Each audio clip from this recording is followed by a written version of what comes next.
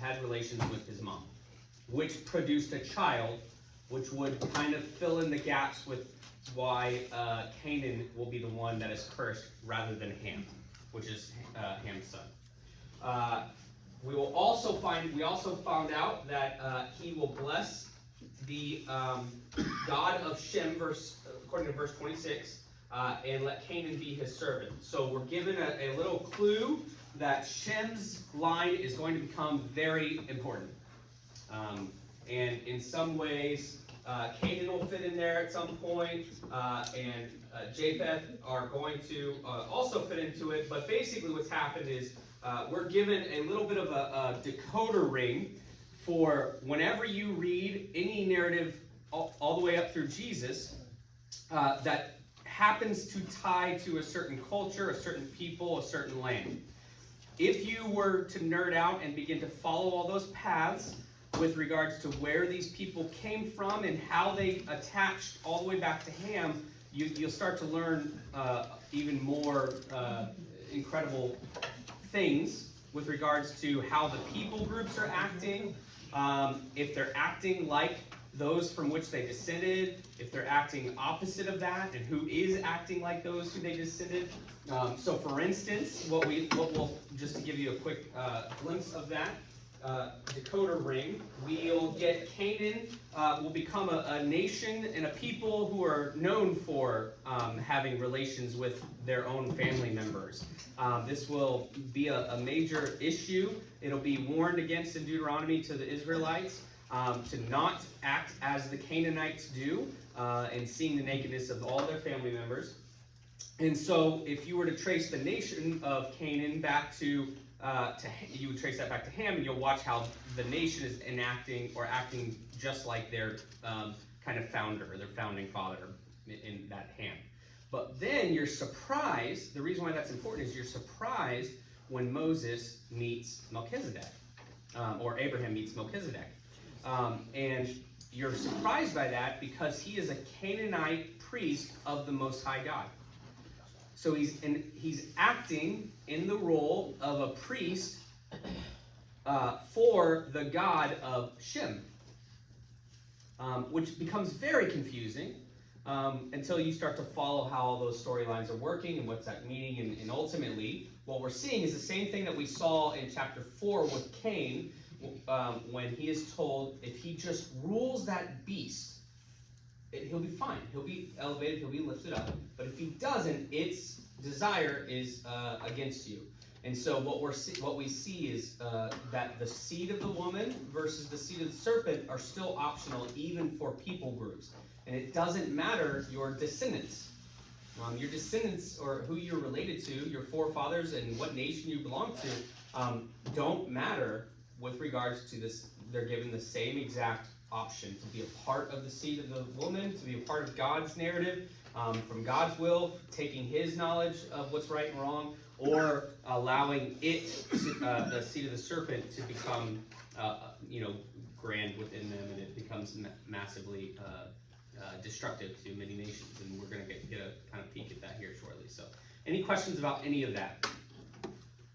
We're not covering everything. There's a lot more to all that, but that leads us into chapter 10. What we see in chapter 10 is this really cool line where we're going to start to watch his three sons begin to spread out, and those three sons we're going to move forward in a timeline of very long ways in each one of these genealogies. And it's done so on purpose because what's going to happen is it's going to get us way forward in the future and then drag us back for chapter 11 and begin to fill in blanks that were kind of sprinkled into chapter 10. The main things that I want you to see is there is a theme that is repeated over and over and over again in chapter 10. So verse 5, somebody read verse 5 for me.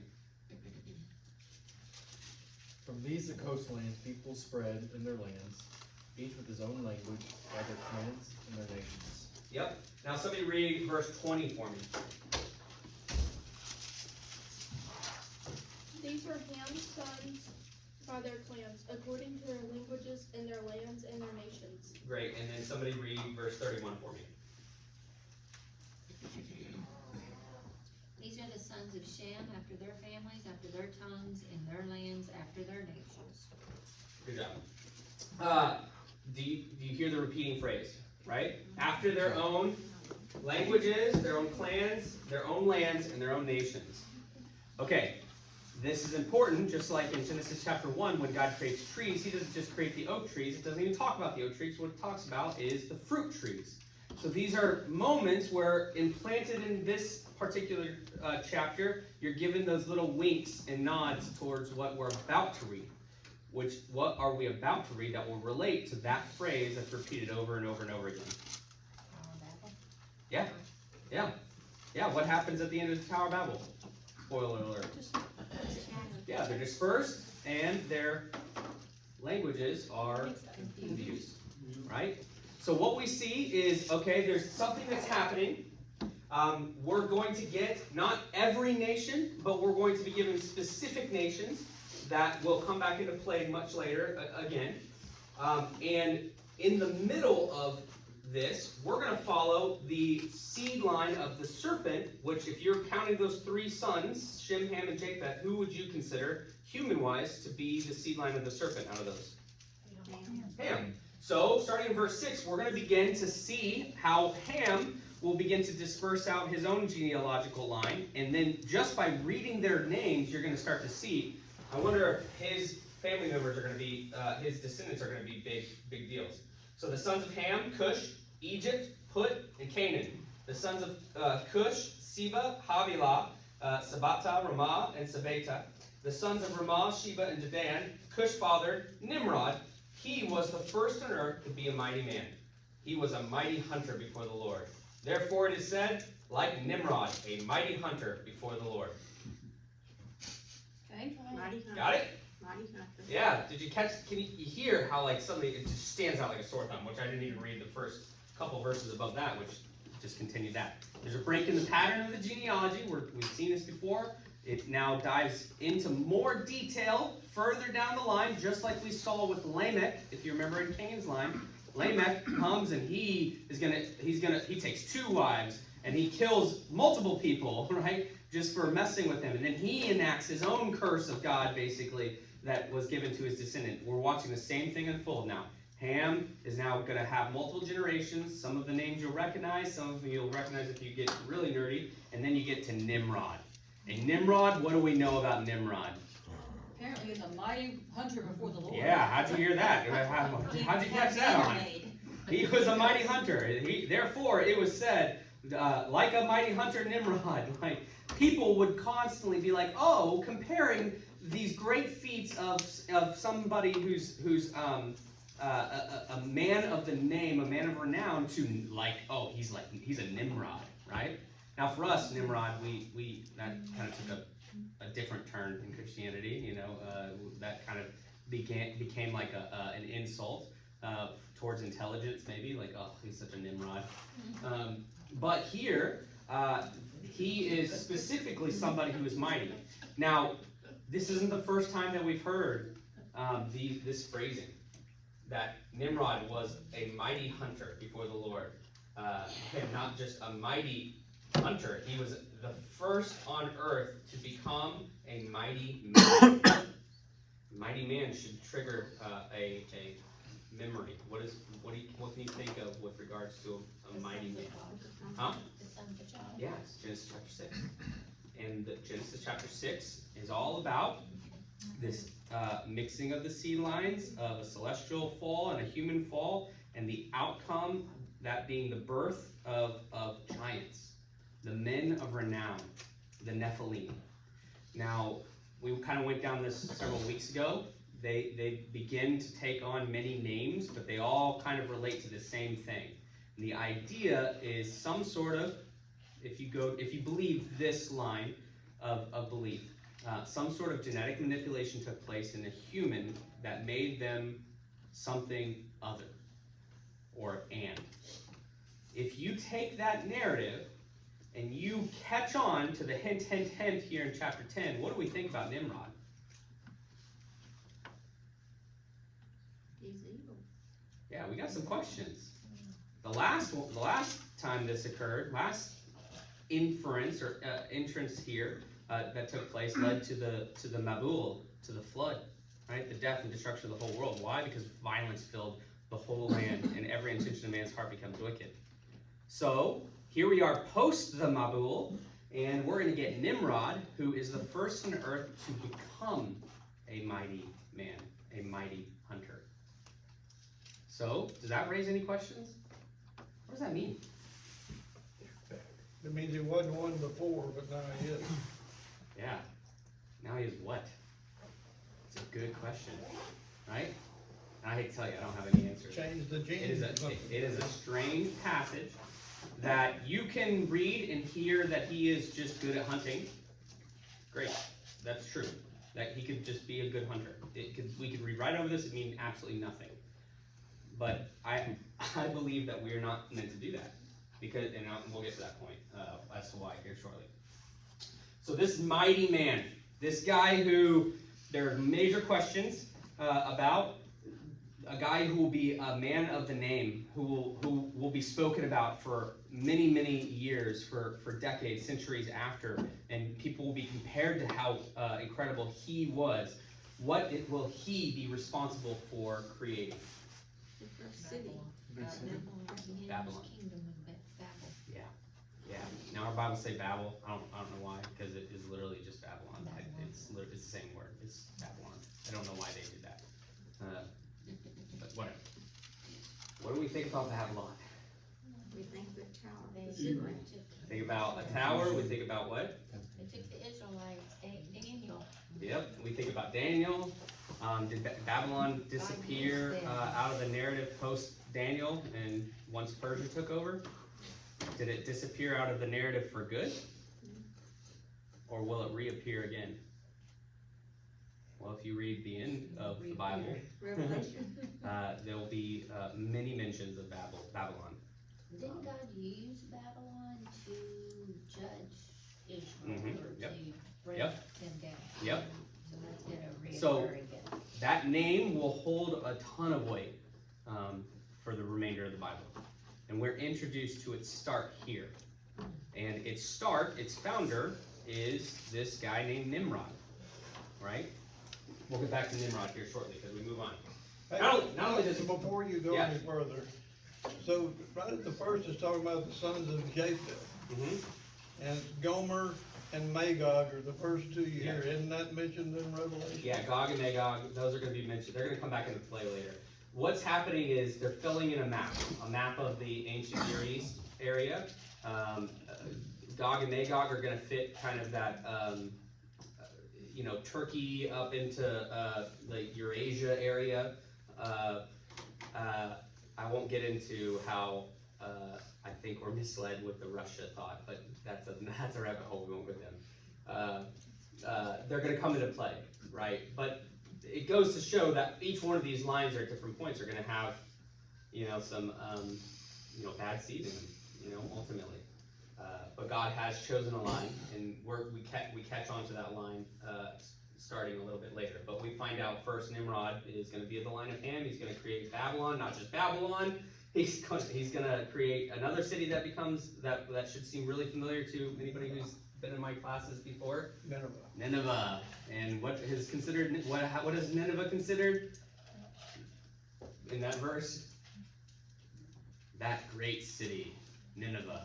The only other time that is ever attached to that statement, that great city in Nineveh, will be in Jonah, which is going to come into play, of course, later on, as far as that goes. That great city, Nineveh.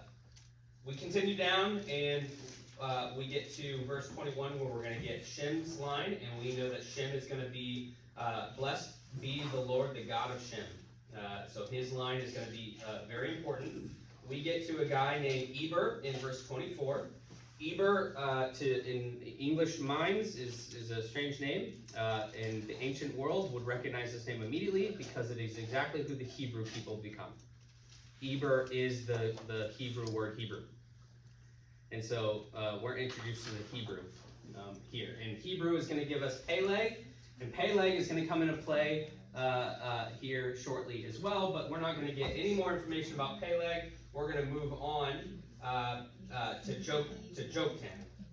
And Joktan will be, so there's Peleg and there's Joktan. if I remember correctly, and we're gonna get Joktan's line here, and it's gonna lead to something, and then we'll pick Peleg back up here shortly. As you continue reading down Peleg, we're gonna see in verse 30 the territory in which they lived. This is his descendants, Joktan's descendants. They lived extended from Mesha in the directions of Sephar to the hill country of the east. Hint, hint, hint, hint, hint, hint, hint, hint, hint. So here's Joktan. He's settling in the hill country in the east. What do we know about the east thus far? Going away from the tower. Yeah, it's not great, right? What all east things have come up previous? At least two. East of Eden. Yep, Cain gets expelled to wander east of Eden, and Adam and Eve will be expelled east of the garden. And so that keep that in mind. It's hint, hint, hint. Not only is he in the east. Wait, I missed the one part. I'm missing it.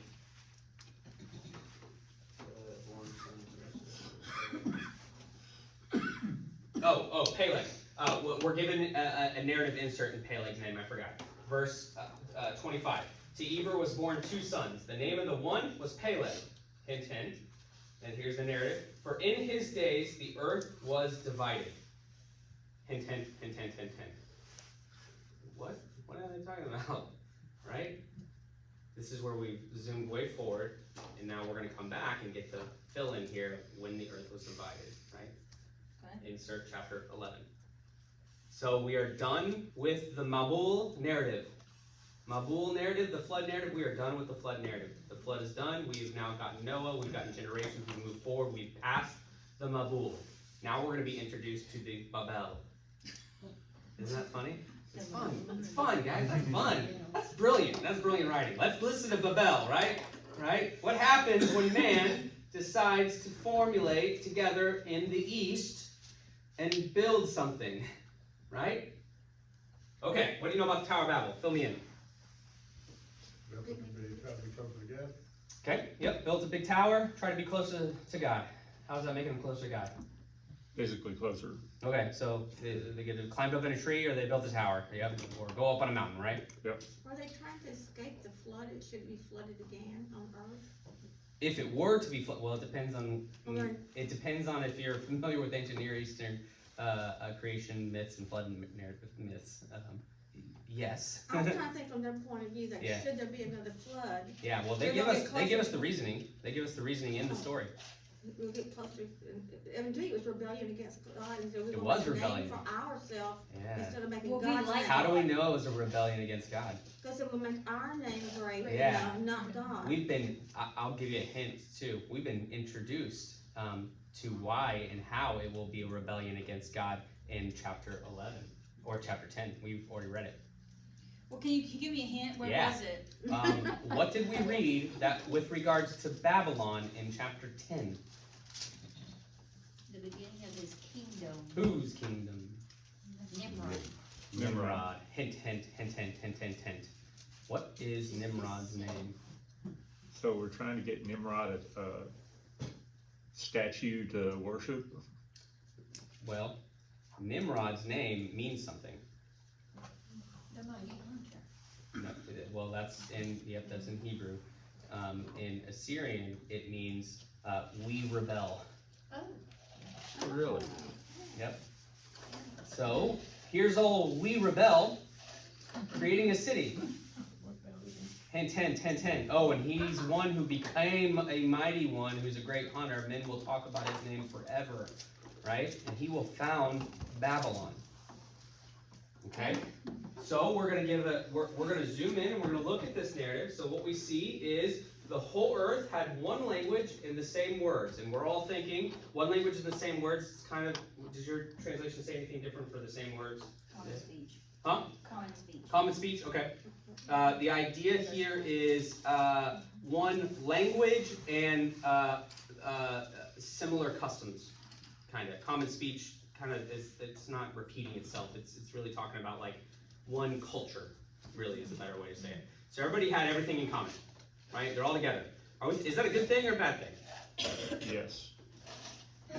Yeah, that's a really good answer, honestly, because you're like, I mean, it seems good. I don't see any problem I with it, mean, right? we're from the same family. even Yeah, though they're- I mean, it seems fine. But we're given a hint. They're going to build something that's going to be related to this guy called We Rebel, and they're doing it very specifically in the plains in the east. Okay, so we're sitting here going, okay, what are we supposed to feel about this, right? We're told, as the people migrated from the east, they found a plain in the land of Shinar, which has been mentioned and will be mentioned again, settled there. And they said to one another, "Come, let us make bricks and burn them thoroughly." The Hebrew there is, let us brick bricks. That's funny. It's a noun and a verb, and they're the same word. Brick bricks. So, let us brick bricks. And they had brick for stone and bitumen for mortar. And they said, "Come, let us build ourselves a city and a tower, its tops in the heaven, and let us make a name for ourselves." So, what are we thinking? That's not gonna be good. Yeah, well, we know the end of the story, so we know it's not good. We know We Rebel founded the thing. They're bricking bricks. They're building something. They're building a city. They're building a tower, and they're trying to make their own name great. So immediately we're like, this doesn't seem right. But what are they actually doing? They're working together, I mean, Yeah, a little bit. they're working together. It says lest we be scattered. Yeah, don't get ahead of me. One person's not gonna do it. No, that's true. Huh? One person's not gonna do it, it's gotta be more than. But why would this become so? Okay, let me ask you this question. Anybody ever feel like the outcome of this narrative seems way worse than the thing that took place? Am I the only one? Because I've always read this narrative. I'm like, The consequences. I mean, they separated out all the families. They confused the language. They couldn't even have culture anymore. I mean, I guess that fills in blanks for how we got people in America 2,000 years ago, 4,000 years ago. I get that. I mean, I don't know how we got different languages. I guess that fills in that blank. But I feel like do the ends actually justify? Are the ends actually justified based off of the narrative? What did these people do that was so bad? They're looking at themselves instead of God. Okay. Yeah. Have we seen that happen before though? Oh, yeah. Yeah. Have the good guys done that already? Yeah. Even after being the good guys. Noah, his own But they family paid for line's it. gonna do that, huh? But they paid for it. Right. And they paid for it in a very drastic way. So it wasn't like a slap on the hand. It didn't seem to be a teaching moment for God to be like, "Hey, you guys shouldn't do this," right? Instead, they are shoved across the world and split up their languages, and you're kind of left going, I feel like I am missing some pieces. Verse 6. Verse 6. Dun, dun, dun. Dun, dun, dun. And the Lord came down to the city and the tower, which the children of man had built. And he said, "Behold, they are one people, and they all have one language, and this is only the beginning of what they will do, and nothing that they propose to do will now be impossible for them." Okay, I'm gonna Hey, pause they there. work together well. I know. Do you still feel like, I'm missing something. I feel like it's still not quite giving us all the When you go pieces. to the Sons of God narrative, maybe do you realize what he's preventing? Obviously, the implication is that that God knew something that we didn't, and so He protected them from that, which becomes true. But does this thing stop Babylon from becoming what it becomes? No. So what? Can you see how the authors are so good at writing just enough stuff that if you slow down and read it, you go, wait, hold on, what? Ham just saw somebody naked? There's got to be more to this narrative, right? And it forces you to begin to dwell on these things and begin to seek and search throughout Scripture, and you begin to start to see the fullness of the picture.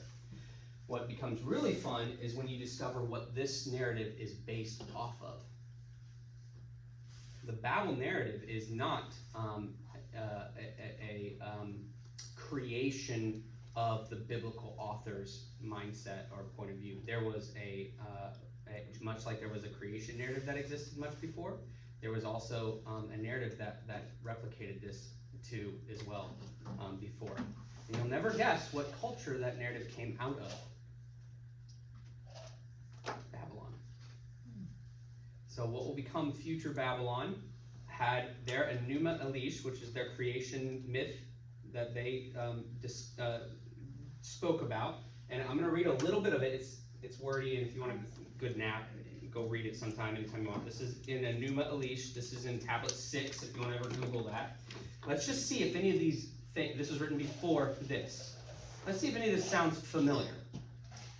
This is post Marduk, which would be like their most high god of many gods, destroying Tiamat, which was the chaos dragon of the waters, and saving humanity from a massive, or making it through to save humanity from a massive worldwide flood. So the people are naturally going to worship Marduk, because Marduk is a good dude, right? So the other gods and humans will come together. It says, the Anuna gods of heaven and earth made ready to speak to Marduk, their lord, and said, now, Lord, you who have liberated us, what courtesy may we do to you? We will make a shrine whose name will be a famous saying, whose name will be great. Your chamber that shall be our stopping place, we shall find rest therein. When Marduk heard this, his features glowed brightly, like the day. Then make Babylon, he says, the task that you requested. Let it be bricked, be formed, be built high, and on top it a shrine. The Anuna gods set with hoes. 1 full year they made bricks. When the 2nd year came, they raised up Esagila, the counterpart to the deep waters, which is a mountain on top of the tower, which is a temple on top of a man-made mountain. They built high the ziggurat, for Anu and Enlil-E founded his and dwelling. Majestically, he took a seat before them, and the pinnacles were facing towards the base of Esherah. This is a narrative that Israel will be familiar with in captivity in Babylon, because it would be like reading Genesis chapter 11 in ancient Hebrew, but in the Babylonian times. That being said, there are elements that seem to fit both narratives, but the outcome of the Enuma Elish was Babylon, the great and powerful, incredible ruler of the world city. Here, what does it cause? Separation, destruction, exile, right? Hint, hint. I wonder if that's going to come into play later. Even further, who founded Babylon? Nimrod. We rebel, right? Nimrod has a couple of parallel characters in ancient Near Eastern culture myths. One of them is a guy who will be related to much of this, and his name is Gilgamesh. And Gilgamesh is the founder of Babylon according to Babylon's own historical narratives. Gilgamesh, if you've ever read the Epic of Gilgamesh, you should. It's really interesting. You'll hear a lot of how the Bible is playing with what is written about Gilgamesh. Gilgamesh goes on a feat. Anybody know what he goes to do? Do you know what he goes to try to do? His whole poem is really about? It's to discover how to become eternal on earth. And he's described as being 2/3 God. Nimrod was the first on earth to become a mighty hunter, a mighty man. He founded Babylon. Gilgamesh is attempting in his epic to subvert the penalties of death and become eternal, to become the fullness of God. He is somehow 2/3 God. He founds Babylon. All of that being said, you can see how there seem to be 2 storylines, 2 narratives that seem to be taking place, one from the Babylonian perspective and one from the Israelite perspective. In Babel, all this stuff, oh, that's good stuff. But in the Israelites, they're going, no. It's bad. This is bad. This is all bad. And from this point forward, they're going to use this narrative for Babel. Babylon will become this sort of place-setting description for a city and a people and a nation and an earth in rebellion. Right. We've actually also been hinted at why this tower thing was bad from the start as well. it doesn't seem so bad to come together and to build and to work together and all that. You're building a shrine. But not only are they building a shrine, what else are they God. building? It says they build two things. Oh, now. Man-made people. They wanna build a city. To the city. He wants to build a city, and in the city of Ziggurat, a tower, the heaven, where the real fun rabbit hole we could go down is the theories, actually, which I find fairly compelling, because I am a believer that the ancient world, we have no idea anything about the actual ancient world, pre and post flood. I think technologies were way more advanced than whatever. That's neither here nor there. But the thought process is that somehow Nimrod figured out through what we're hinted at with the Nephilim being there before the flood and also after. The thought process is that he was given some sort of divine knowledge, and Enlil and some of the other narratives in ancient Mesopotamia show this same figure who would be considered Nimrod in the Bible as one who would go up in the presence of the gods, and the gods would give him certain knowledge, heavenly knowledge, ways to build better technology, to maybe, in my opinion, create, manipulate genetics, because it doesn't say that he was born a mighty one. It says he was the first on earth to begin to become a mighty one. And so he has some sort of knowledge, he's done something, and they're going to build a city. This is not the first time we've heard that phrase, too. When have we heard before this something about building a city? Yeah. The one that was supposed to wonder. Yeah, Cain, go wander, go wander. What's he do? Builds a city, names it after his son. And what does that city represent to Cain? Protection. Yep, God already protected him. He didn't have any need for a city. So now, what we see is Cain will go and build an ear. I-Y-R, an ear. Okay? Can you hear better? Yeah. Babel, or Nimrod in Babel, will become another ear that will be built. This city is massively big. It has a mountain, man-made mountain that's heaven. The tops will reach the heavens. But that's not the first time we've heard something being built in the Bible. Previous to Cain building a city, any guesses on the first time we heard something being built very specifically? The ark. Nope. Different word. Before Cain? Hmm? Is that what you said, before Yeah, Cain? before Cain. Oh, It's in Altar? chapter 2. So when they make clothes?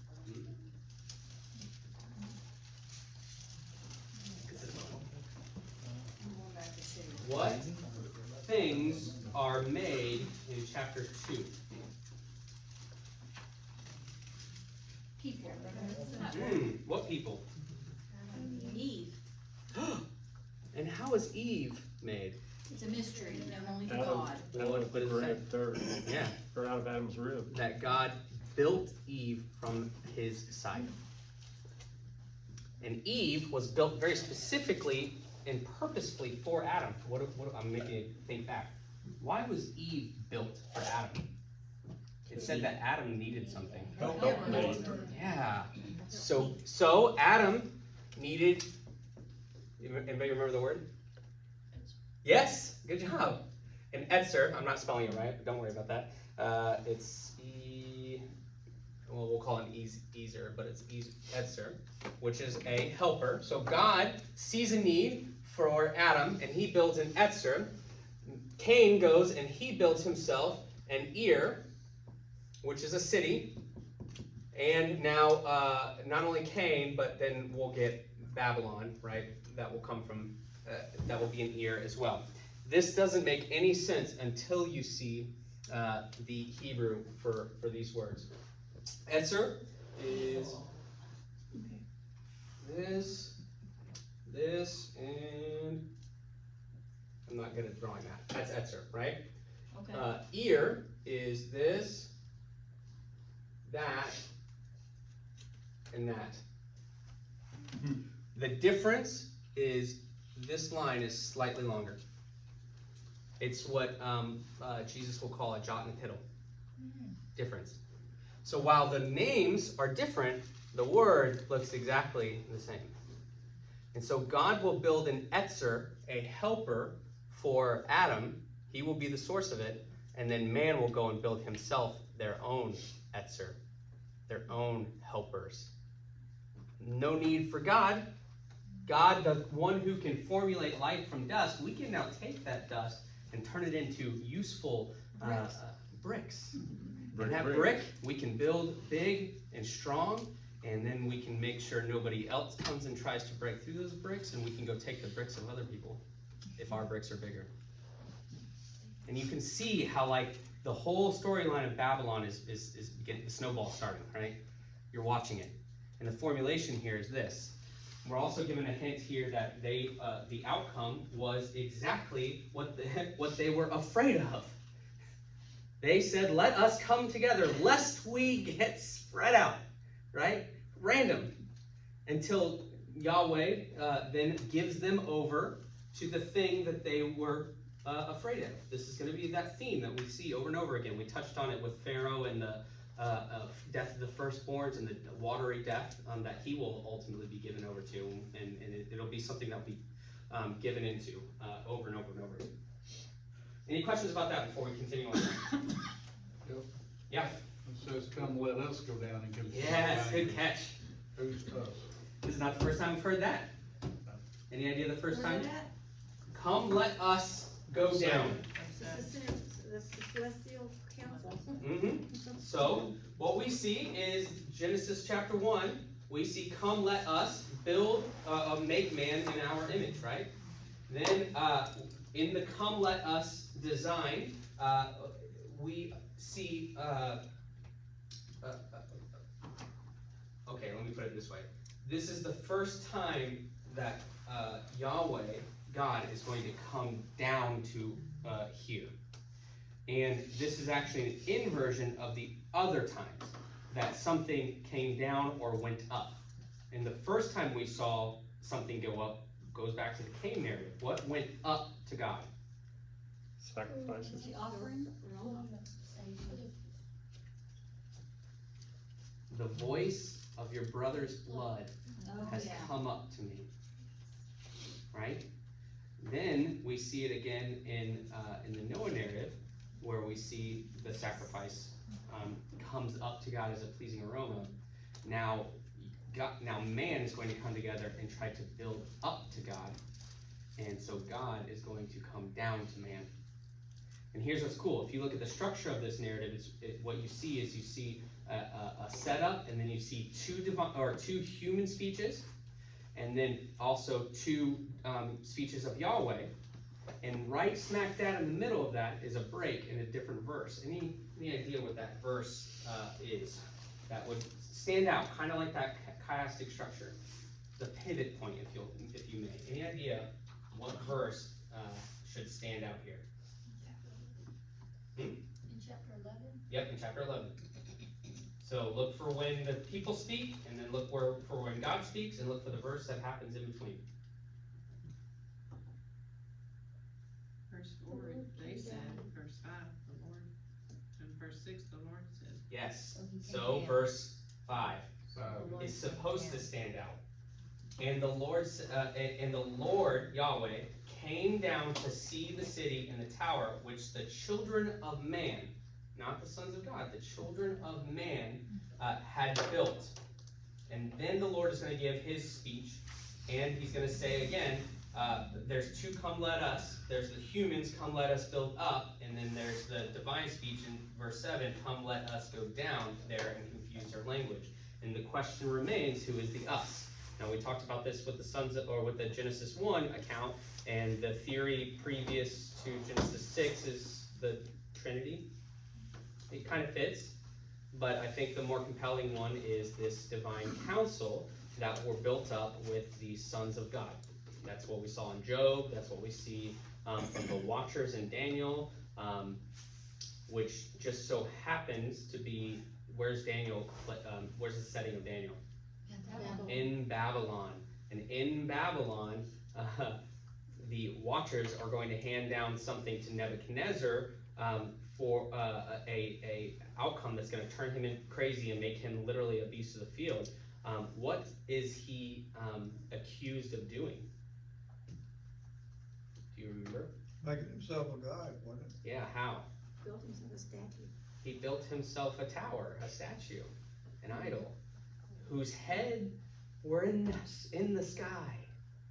And you're hearing Babylon. Can you see like how all these narratives are just on repeat, right? In fact, this is not the only time we're going to hear about them. We'll come back to that here when we close. So what we see is God is going to disperse them from there, from over all the face of the earth, and they left off building the city. Therefore, its name was called Babel, Babylon, because the Lord babbled the language of the earth, and from there the Lord dispersed them over the face of the earth. Did you catch verse 4? Lest we be dispersed over the face of the whole earth. Verse 8, so the Lord dispersed them from there over the face of the whole earth. And verse the last one, the Lord dispersed them from over the face of the earth. Hint, hint, hint, hint, hint, hint, hint, hint. They have been what? Dispersed across the face of the earth. Now, this is a righteous judgment. Something took place. We're not given all the details. There's more to come on all of that. But I think the truth is that what he actually did was force them into the blessing that he gave to Adam and Eve many chapters ago. What was that blessing? Multiply and cover the whole earth. Be fruitful, multiply, and fill the earth. Here we are. Okay, you're not going to do it? I'm going to force you to. It's a very good question. Very good question. Now, if you take a literal stance on this, there's a lot of questions you can have. If you take a stance where this is working more polemically against the Babylonian Enuma Elish, what you see is the things that man says is good is actually bad and leads to death and destruction, and God himself is going to be the one that will fix this. If you take an even greater standpoint where it doesn't matter whether it was literal or figurative or literary, because it's going to come back into play here shortly in a big way, which I'll tie up here at the end. I think you'll find something kind of neat out of that. At this event in Babel, we read about it several weeks ago in Deuteronomy chapter 32, verse 8. God does something. We're given a glimpse into more of what God does at Babel. When he separates the nations out in Babel, he does something there. Anybody remember what that is? That relates to the sons of God and his counsel. Somebody read Deuteronomy 32:8. When the Most High gave the nations their inheritance, when he divided all mankind, he set up boundaries for the peoples according to the number of the sons of Israel. Sons of Israel? Israel's not there yet. Israel, sons of God is how I wrote it in after you told me yes, that. absolutely. Sons of God. So he separated out the nations. He chose Israel for himself, and then he dispersed his work within that creation to his council, the sons of God. Right? He separated out the nations according to the number of them and placed them over it. And then that's how you get to the Watchers and Daniel. That's how you get many multiple other things. Questions about that? So many things. I know. What you see is a conversation that we were having right before we started. We're given only Israel's storyline, but there are other storylines that occur, and the thought is that God has been having his counsel work in the midst of those nations as well. And so were they left on their own to just die and go to hell ultimately until Jesus came, and then from that point forward in history, those people would be offered the potential if we ever set foot out of our homes and tell them? Well, we don't know. But the implication is that they weren't left alone. And that's how you get to the point where you can have a Babylon happen with Gilgamesh and Nimrod. That's how you get to a point where you get whole nations that become so wicked and evil. And that's how you get to a point where Paul is going to be like, look, we're not fighting against the flesh and blood, our brothers and sisters, our family, our descendants. We're fighting against those rulers, the principalities of darkness, of the air, the things that we can't see. Those are the things we need to be afraid of. It's what Elijah or Elisha, I was getting mixed up, when he says, those who are with us are greater than those who are against us, and he opens the eyes of the servant boy and he sees the massive army surrounding them on the hills. And it's the idea that there is so much more going on in this narrative that we're not given. But he's intentionally doing that, and he's going to pick one seed line of people to continue that on. Any questions about any of that? So what is that seed line? Well, let's get back into it. Verse 10. These are the generations of Shem. We already heard that. We get down to verse 16. When Eber had lived 34 years, he fathered Peleg. And Eber lived after he fathered Peleg 430 years and had other sons and daughters. And Peleg had lived 30 years, he had fathered Reu. And Peleg lived after he fathered Reu 209 years, and blah, blah, blah, blah, and our eyes glaze over, yeah. Then we get all the way down to verse 26, and Terah had lived 70 years, and he fathered Abel, Nahor, and Haran.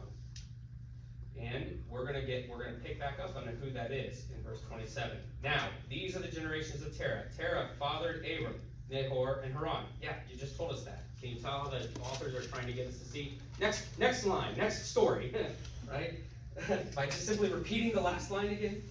He fathers Lot. Haran died in the presence of his father Terah in the land of his kindred. Where is that land? In Ur of the Chaldeans. Yeah, Chaldeans. Right. So Ur of the Chaldeans. Any idea? Bible question. Any idea where Ur of the Chaldeans is? Mm-hmm. What massive region is that? Will that become? It's a good question. Iraq. Asia? Babylon. Okay. It's gonna be part of the Babylon nations. And here's what's more fun, right? Ur. If you look up the meaning of Ur, well, I don't know why I was gonna quiz you on that. There's no way anybody knows what the meaning of Ur is. Ur means oven. So oven in Babylon. I wonder if that's gonna come back into play one day, later on in the Hebrew scriptures. And then you get to Daniel. Fiery furnace. Yeah. So they break the bricks. And so now who's coming out of there? Who's coming out of Babylon? Who's going to be called up out of Babylon? Abram. So Abram's going to be called out of Babylon to go to a land that God will show him. And you can see, I mean, it's so brilliant. Everything is just so intricately tied together and woven together. And we're going to get this whole narrative where Abram is going to take wives. The name of Abram's wives are Sarah, and the name of Nahor's wives, Milcah. And are we thinking this is a good thing or a bad thing, by the way? Yeah, it's not great. I mean, you're kind of like Abram is kind of being paralleled with Lamech. You're like, I don't know if this is a good thing. Not only that, he's in Babylon, so I don't know that's a good thing either. Well, he's going to suffer a little bit, and he's going to be given a test, and this test is going to help him decide whether or not he's going to choose to become a part of the seed of the woman, or choose to allow that beast to rule over him like Cain does. And that test, what is that test? He's sacrifice Isaac. He's called sacrifice Isaac. Well, that's another test later on. There's no kids. Yeah. He has no seed, Oh, yeah. Promise. right? And so there's going to be a promise made to him that Sarah is going to struggle with having children until God says, no, now you do. Yeah. Is this the first time that God's told them up front what's going to happen before the test? Or was it, I mean, Well, like the outcome, like he tells them that. I'd have to go back and review whether he actually tells because he tells Noah, He I tells think. Noah that- yeah, that's true. I think. I don't know, write that question down. That's a good question. We should research that a little bit. And we're going to go down the line. We're going to continue down that Terah took Abram, the son of Lot, and the son of Haran, his grandson, and Sarah, his daughter-in-law, his son Abram's wife. And they are going to go forward from Ur of the Chaldeans and go into the land of Canaan. And first thought that we have is he's told to get up and to leave his family. And what does Abram do? He gets up and takes part of his family. I wonder if that's going to come to bite him later. Can you see how like one phrase will be thrown in there and one sentence later will also go, oh, Abram. Like you're failing immediately. You're kind of there, but you're failing immediately.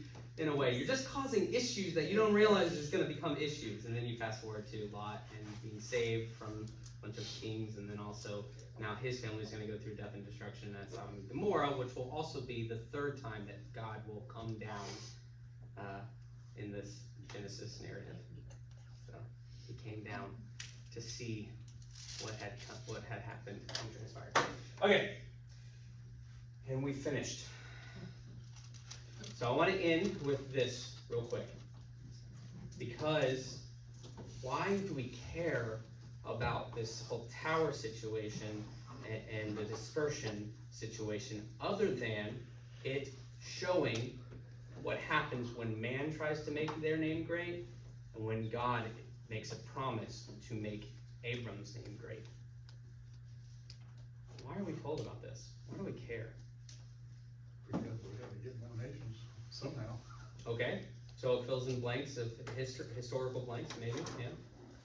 Shows that man's plan is never better than God's, and it never works out. I told you that all of this is going to come back into play later in the New Testament. Acts chapter 1. What is Acts chapter 1 about? The new church.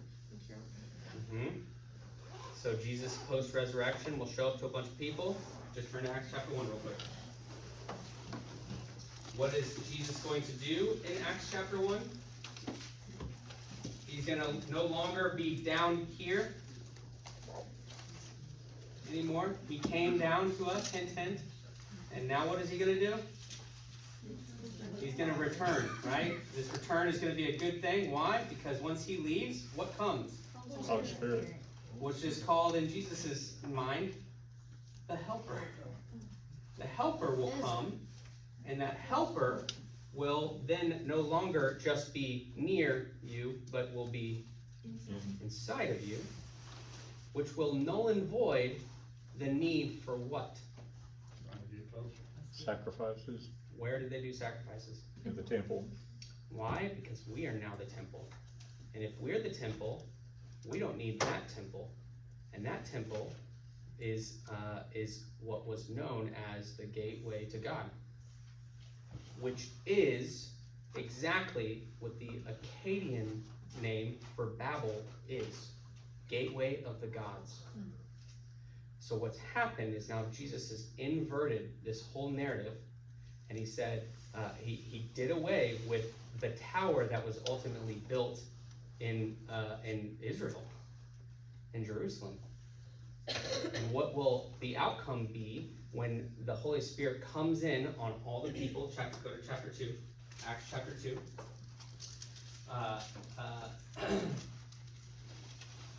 Well, here, I'll read 6 through 12 first. No, I'm not. Yeah, chapter 2. We'll go to chapter 2. It's this incredible experience, and what are they doing? What does verse 1 say in chapter 2 when this experience is about to take off? He was gathered in one place. Oh, suddenly all the people were gathered together in one place. Interesting. And suddenly there came from heaven like a mighty rushing wind, and it filled the entire house where they were sitting, and did what? Flames of fire. Divided tongues as of fires, and adhered to them, and rested on each of them. And they were all filled with the Holy Spirit, and they began to speak in other languages as the Spirit gave them utterance. And what could all the people, the nations around them, do? They could understand. Now there were dwelling in Jerusalem Jews. What kind of people? Jews. Men from every nation under the heaven. And at this sound they came together, and they were bewildered, because they said that they could hear, even though they were all speaking different languages, they could all hear one language. Right? And they were amazed and astonished, and they were like, are these not Galileans? How are we hearing our own native language? Hint, hint, hint, hint. Can you hear how the author's like, hello? Hey, babble, babble, babble, babble, babble, babble. Keep that in mind. Babble, babble, babble. Are we unconfusing now? And if you're not hearing babble, then what we need to do is read all the fun lists in chapter 9, verse 9, Parthians, the Medes, the Elamites, the residents of Mesopotamia, Judea, Cappadocia, Pontus, Asia, Phrygia, blah, blah, blah, in Egypt. And what you do is you start to see they're listing out all the nations from Genesis, table of nations of the descendants of Shem, Ham, and Japheth. And so, except the people who came from there are all Jews. So all the Jews are back together in one place, hearing one language even though they're all speaking a different language.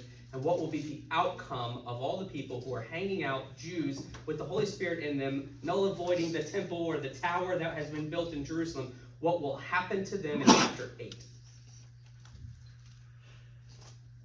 They'll be sent as missionaries, Huh? They'll be sent as missionaries. Yeah, and in what way? Chapter 8. Saul approves of the execution, right? Of who? Of Stephen, the first martyr. There's a death, right? Of the first martyr. In verse 4 and 5, what does it say? And those who were scattered went about preaching the word. And suddenly there's a great scattering of all the Jews who had come together into one place. And where are they scattered? They're scattered out into the lands. Acts 1:8, go therefore, you go preaching in all of Judea, Samaria, right? All of these places. In other words, go and complete the task of undoing Babel. Bring all people back unto the one Most High God, Yahweh. Why? Because the gateway to the gods is now within us and open to you. And we become 2/3 God. Except 100% God. Can you see how it's so brilliantly all woven together? And it's all meant to just continue this narrative of just tying it all together. And then you get to Revelation, and big bad Babylon rises, and we're back on that cycle. But you know what? We aren't worried, because we've been reading this pattern over and over and over and over and over and over and over and over and over again. We know who won and who wins. So God's gonna come down and end. Let us come down, yes. Alongside his army, right? And his mouth will be a two-edged sword. I mean, it's brilliant. It's brilliant. It's amazing. We've done it.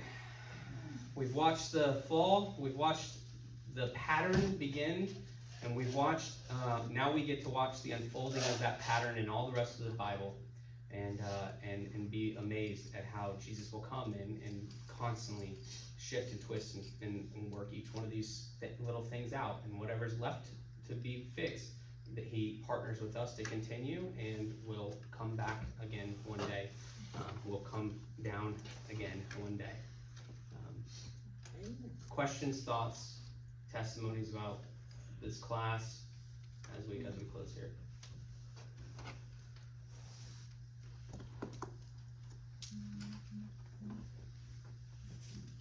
I think that's why you wanted next time go to the New Testament so you can. Yeah, you'll notice I erased John from here because I think the seems like the majority view is that for Exodus. I promise you, I will make you a promise that I will continually tie in the New Testament even as we're doing Exodus, because again, hopefully, like you've seen done in these chapters as well. I prefer to show how it's just connecting throughout all Scripture, and so reading Exodus is reading all of Scripture as well. So. When is that starting? Right after the first of the year. I'll send out on the remind once I got the dates. I'm not 100% sure which date, but it'll one of the first couple weeks in January. I know there's several who will be missing like 10 weeks of it. You're out of luck, sorry. 4, okay. Where y'all going now?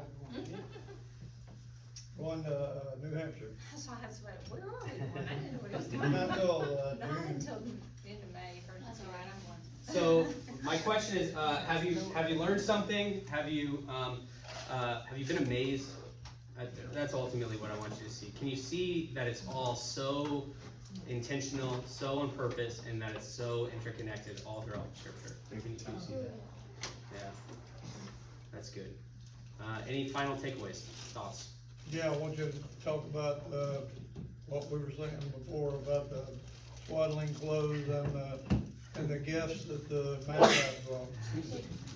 Okay, the question. We'll start that at J. Yeah, right, we need to. If you need to go, just go, you can go. We're up to 7. This is Jet the priest, I don't know how to start that. Okay, pop quiz.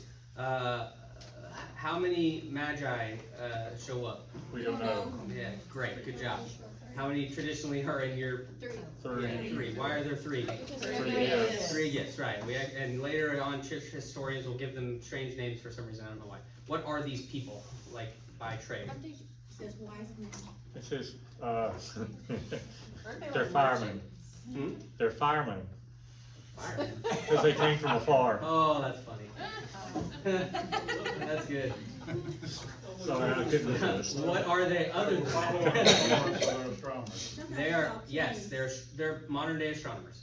And so they are watching the signs in the heavens, and they're watching first, and they know the religions. They're not Jews, but they know the religions because they're searching and seeking. They understand that the stars hold signs and seasons, just like Genesis 1 says. And so when the stars change, they come and they recognize the new birth of the King of the Jews. So they come to the current King of the Jews, and they ask where that new Where's king your is. replacer? Yeah, Replacement, right. where's he And at? Herod's like, I don't know, you should find him. I'd like to give him gifts too. And then ultimately he wants to give them death, and reenact Pharaoh's death of the newborn. So then Jesus will have to go down to Egypt. Before that though, he is born where? He is born in Bethlehem. In where? In what? In a stable. cave. In a cave. And he is wrapped in what? Swaddling clothes. And the shepherds knew exactly where to go. Why?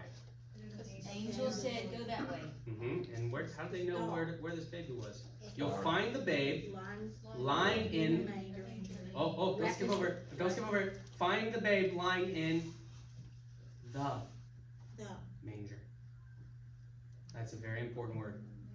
What manger? The manger. What is a manger? It's a place where you keep It's a cow trough. animals. These shepherds are at Migdal Eder, which is within 4 miles of the temple complex, which means these shepherds are very important shepherds because according to Levitical law, they are the keeper of specific sheep. What would that sheep be?